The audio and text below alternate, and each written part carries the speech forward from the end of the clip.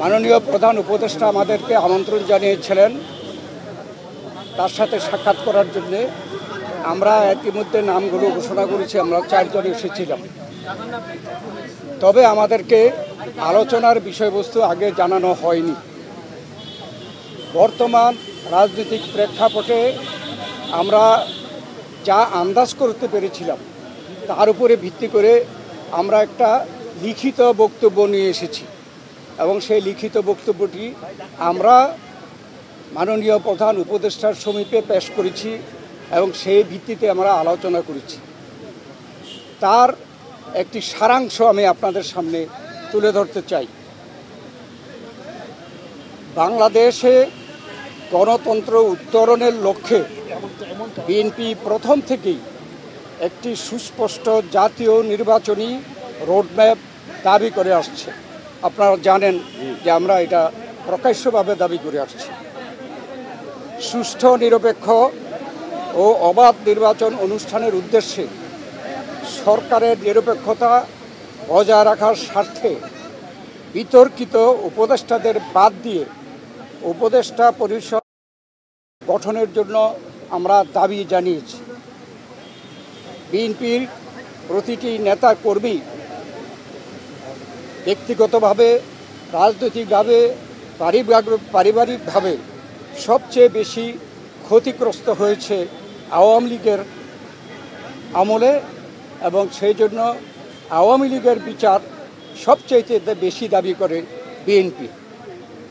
এই বিচার প্রক্রিয়া কোনোভাবে অসম্পূর্ণ থাকলে বিএনপি সরকারের দায়িত্বে যখন যাবে তখন বিচারের আওতায় এনে তা বিচার বিভাগের মাধ্যমে, স্বাধীন বিচার বিভাগের মাধ্যমে পরিপূর্ণভাবে সম্পন্ন করা হবে।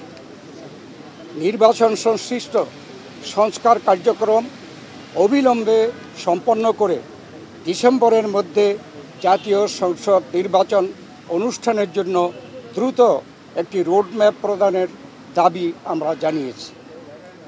বাংলাদেশের মানুষ বিশ্বাস করে যে অন্তর্বর্তীকালীন সরকারের মূল দায়িত্ব হচ্ছে একটি সুষ্ঠু, নিরপেক্ষ নির্বাচনের মাধ্যমে বাংলাদেশকে গণতন্ত্রে উত্তরণের প্রক্রিয়া দ্রুত সম্পন্ন করা হবে। যে কোনো উছিলায় নির্বাচন যত বিলম্ব করা হবে, আমরা মনে করি জাতির কাছে আবার স্বৈরাচার পুনরায় ফিরে আসার ক্ষেত্র উপস্থিত হবে। এর দায় দায়িত্ব বর্তমান সরকার ও তাদের সাথে সংশ্লিষ্টদের উপরে বর্তাবে। বিএনপি সম্প্রতি যে নানা ধরনের গুজব আছে, সেই প্রেক্ষিতে আমরা বিএনপির পক্ষ থেকে বলেছি, বিএনপি কখনই প্রধান উপদেষ্টার পদত্যাগ চায়নি, বরঞ্চ প্রথম দিন থেকেই এই সরকারকে সর্বাত্মক সহযোগিতা করে আসছে। আমাদের যে আলোচনা তার এই সারাংশ ছিল এতটুকু। আপনাদের সকলকে ধন্যবাদ। কোনো সুনির্দিষ্ট রোডম্যাপের আশ্বাস পেয়েছেন কিনা? আপনারা যে দাবি জানিয়েছেন, ওনারা কি বলেছেন সেটা পরে? আমাদের যে আলোচনার মধ্যে আসছে সংস্কার, বিচার এবং নির্বাচন মূল। আমরা বলেছি একটার সাথে আরেকটার কোনো সম্পর্ক নাই, কেননা সংস্কার চলমান বিষয়, এটা চলতে থাকবে। আমরা আশা করেছি এই সরকার সকলের সাথে ঐক্যমতের ভিত্তিতে একটা সংস্কার প্রস্তাব দেবে, সেটা চলমান থাকবে। এবং আমরা যদি ভবিষ্যতে জনগণ আমাদেরকে ক্ষমতায় বসায়, আমরা সেই সংস্কার চলমানভাবে আমরা সংস্কার বাস্তবায়নের আমরা প্রচেষ্টা নেব। আর মামলাগুলোর ব্যাপারে বাংলাদেশ জাতীয়তাবাদী দলের আমাদের দেশনেত্রী বেগম খালেদা জিয়া, ভারপ্রাপ্ত চেয়ারম্যান তারেক রহমান থেকে শুরু করে আমরা এবং সেই তৃণমূল পর্যন্ত আমাদের নেতা কর্মীরা সবচেয়ে বিক্ষুব্ধ। আমরা এই স্বৈরাচারী ফ্যাসিস্ট সরকারের কর্তা ব্যক্তিদের এবং যারা দায়ী তাদের বিচার চাই। অতএব আমরা তো বিচারের পক্ষে, তবে বিচার ব্যবস্থা যে স্বাধীন চাই, আমরা স্বাধীন বিচার ব্যবস্থা এই বিচার সম্পন্ন করবে, এটাও কোনো দিন তারিখ ঠিক করে দেওয়া সম্ভব না। বিচারের আওতায় আনা হবে এবং আমরা বলেছি যে যেগুলো সম্পন্ন না হবে সেগুলো যদি বিএনপি ক্ষমতায় যায় তাহলে বিচারের আওতায় এনে স্বাধীন বিচার ব্যবস্থার মাধ্যমে এই বিচার সম্পন্ন করা হবে। তার মানে কি আপনারা আজকেও কোনো আশ্বাস পান নাই সুনির্দিষ্ট এই রোড ম্যাপে?